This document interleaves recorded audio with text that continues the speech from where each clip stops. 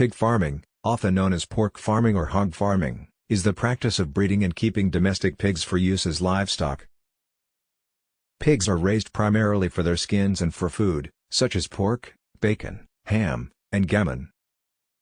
Pigs can be raised in a variety of ways, including intensive commercial units, commercial free-range operations, and extensive farming, which involves allowing pigs to roam freely around a village, town, or city or tethering them to a basic shelter or keeping them in a cage outside the owner's home. Farm pigs have traditionally been housed in small herds and in close proximity to the owner's home, as well as in the same hamlet or town. When kept on a homestead, they were frequently fed family food scraps because they were prized as a source of meat and fat as well as for their capacity to turn inedible food into meat and manure. Hi, welcome to Adam's Farm Foods. Please subscribe to the channel, like and share the video with family and friends. Comment below. Let's keep going.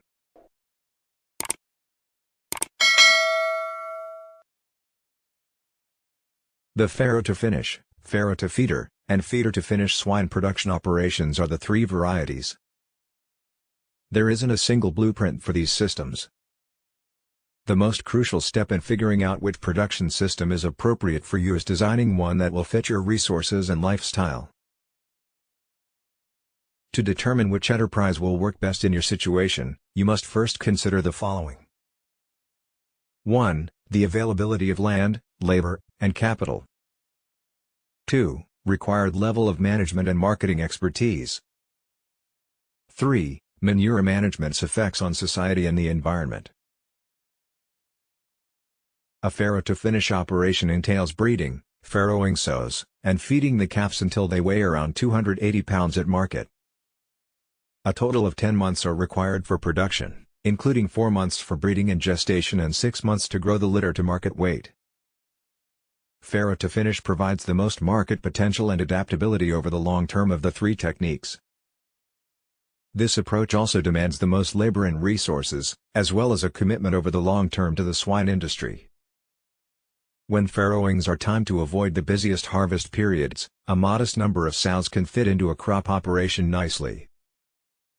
The majority of modern farrow-to-finish operations are made to retain gestating sows in pens rather than crates due to the current emphasis on animal welfare, which may raise the amount of money needed for sow housing.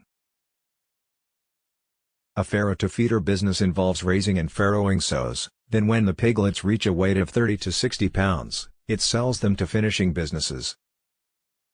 This alternative requires fewer facilities, less operating capital, and less manure and feed handling than a farrow-to-finish business. It also offers a solid base for growing the sow population or transitioning to a farrow-to-finish enterprise.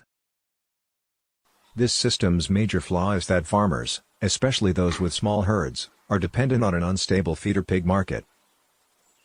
To increase the number of pigs available during times of high demand, this might necessitate grouping sows together for breeding.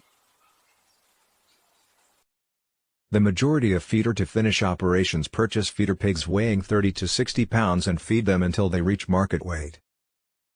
Existing facilities are frequently sufficient for this system. Low labor costs, minimal overhead, and no long-term commitment are all possible with this method. A grain farmer can finish pigs using local feeds in a feeder-to-finish business without needing to take care of breeding animals. The business may profit from the manure's potential as fertilizer. The origin, state of health, and caliber of purchased feeder pigs are significant reasons of concern. To minimize potential herd health issues, it is ideal for all feeder pigs to come from a single farm. The biggest cost in any swine production system is feed. A farrow-to-finish operation, as opposed to a farrow-to-feeder operation or a feeder-to-finish operation, will typically spend 75% of its total expenses on feed.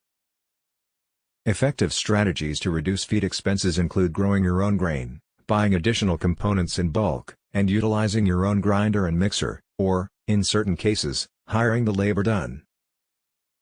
Large volumes of feed ingredients, however, require proper storage. The logistics of feeding pigs are a key factor in establishing a swine enterprise. Pigs in the growing finishing units might receive their feed from automatic hoggers, but those in the farrowing, gestation, and nursery units should be manually fed.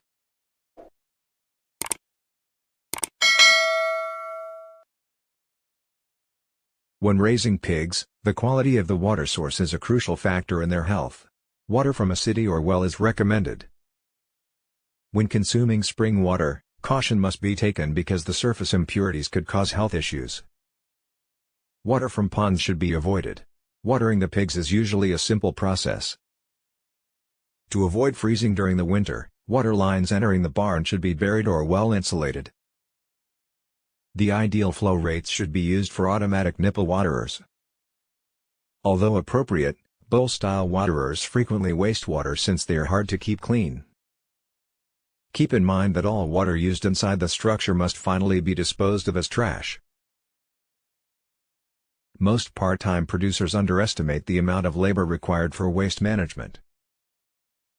Before putting any number of pigs onto your property, it is essential to carefully consider how the manure will be removed from the pens, out of the buildings, and onto the fields. Be courteous of your neighbors when managing manure, and make sure your procedures abide by all applicable local, state, and federal laws. The facility will determine whether bedding is required.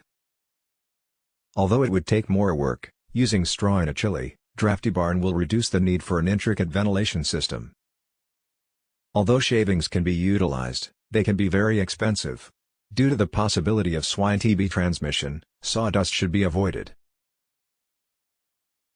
Before starting a swine production business, you should think about the marketing plan you want to use.